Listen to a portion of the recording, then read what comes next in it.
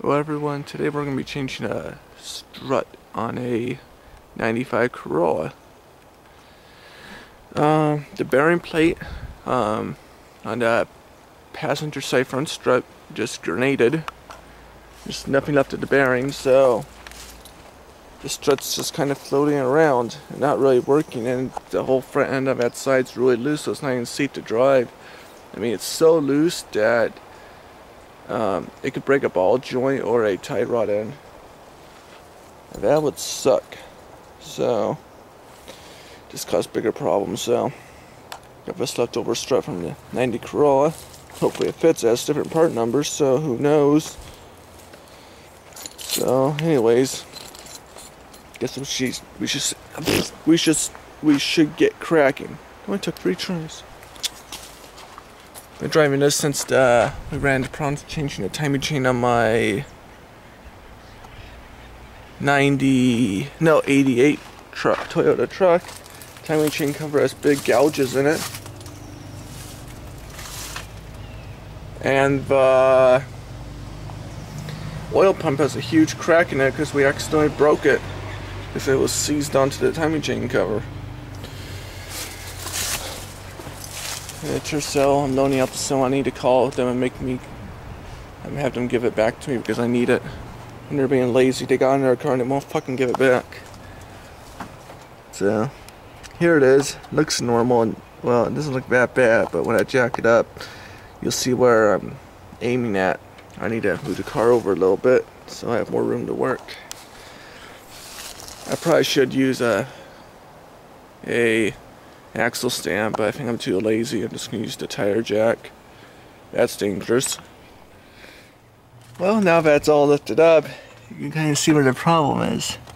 I didn't really notice it when it first happened because I wasn't looking for stress, I was looking for stuff dragging. Because when this thing broke, it sounded like something was dragging on the ground. And he has I don't even know if you can see that.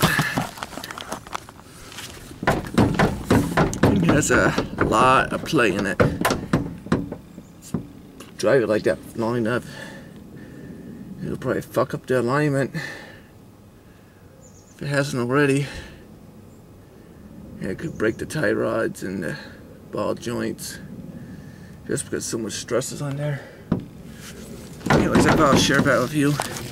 Believe it or not, with how loose that is, it didn't handle weird at all. It must have been because it's still on that bearing plate. Anyways, next step is to remove, the next step is to get the axle stand under there.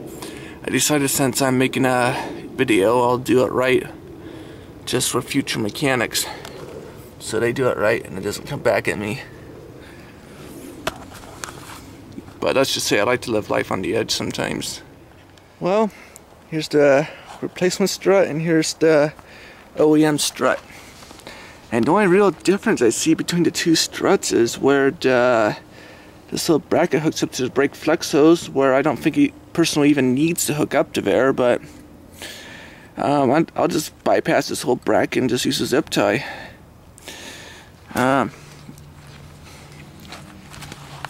now, you know something different? Got this.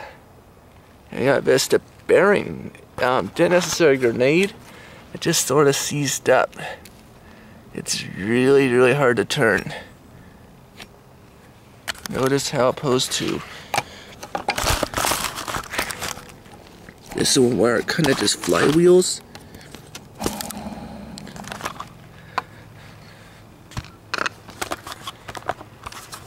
This one just barely turns, and I don't know what happened, but maybe it was just locking up in some positions and it burned off the rubber. I don't know. The strut's still really, really good, so I'm going to save the strut. I have a really bad strut from the 90 Corolla with a good bearing plate, so I'm just going to put the bearing plate on this one and keep this one as a spare. We have a couple of these Corollas in the family, so anyways, on my mission to save money. You know, I have so many spare car parts stashed around this property. I haven't had to buy car parts. I very rarely have to buy car parts Very, very rarely. I just have that many parts stashed away. And I just have so many ways of making the old broken ones live again. Anyways, enough of that. Let's go see if this hooks up before we have to before we, celebrate. I know the bearing plate's the same because that's the same part number, but I'm not sure about this part. It's probably the same. We'll see. It's a Toyota after all. It didn't change much stuff from year to year usually. From this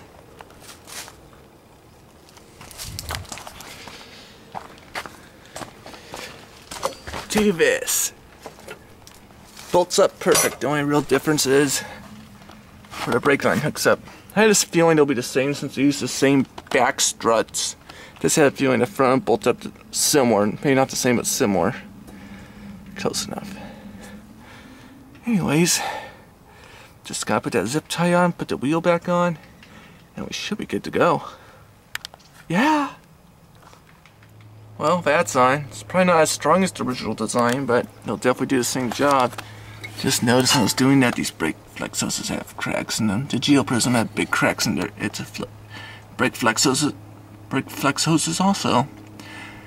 Surprised when we got the brake and light inspection done that they didn't ding us for the bad flex hoses. Oh well. Also, I noticed when I was under here just now, I found out where my oil leak's coming from. First I thought it was the oil pan gas, but then I noticed it's up there more, so I'm guessing that the oil, that little O-ring behind the oil pump or the front main seal. No, well, project for another day. I think I've worked hard enough today. It's my day off after all. Oh yeah. I like this car. I'm buying back that 96 Corolla probably this summer because I originally bought the car for myself, but I sold it to my brother for what I paid for it because he needed a car. I felt sorry for him, so anyways. Need to get some of these other projects out of the way before I buy more cars. Anyways, let's go put this wheel back on. I did use axle stand if anyone's wondering. And yeah. Okay, we're on a test drive now. Everything seems a lot better than it did. I mean, the strut might be better than the old one. I could barely feel the bumps at all. The other one picked up every single one. Still absorbed them, but it's just smoother. You can definitely tell they have two different style struts on each side though, but the condition this car's in, I'm not picky. I'm sure my dad isn't. Drives perfect. Still even drives straight considering they had the front end apart. You're supposed to get it realigned after you take off the strut or replace the strut, but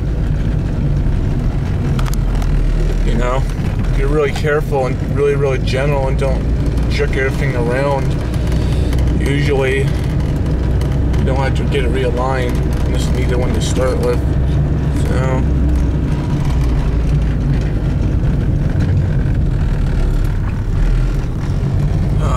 anyone cares, that's the mileage, 234, 180. Yeah, I'd call this car fixed. Now I can go back to saving some money driving a Corolla instead of a gas guzzling my Mercedes.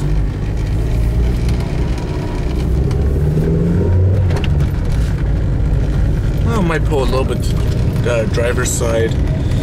I think I did that before. So I'm gonna do a stick shift and drive with one hand.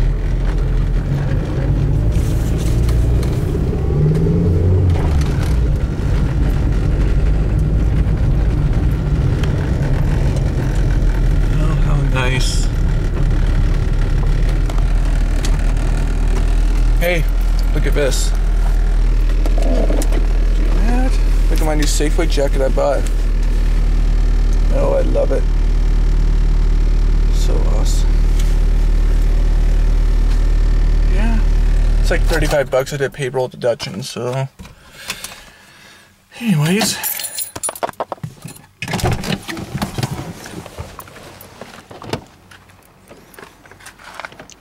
Normally I wouldn't lock the door, but my coat's in there. If anyone cares, the tread on that tire was peeling off, so I put on this full-size spare I bought for the Geo Prism that eventually got promoted to this car. And the Geo had a little bit too much friction. So, still was okay tread, it's not overly rotted. It's better than the turn the underside. 2 new front tires. Cheapies. Anyways, over and out. Just jib jab.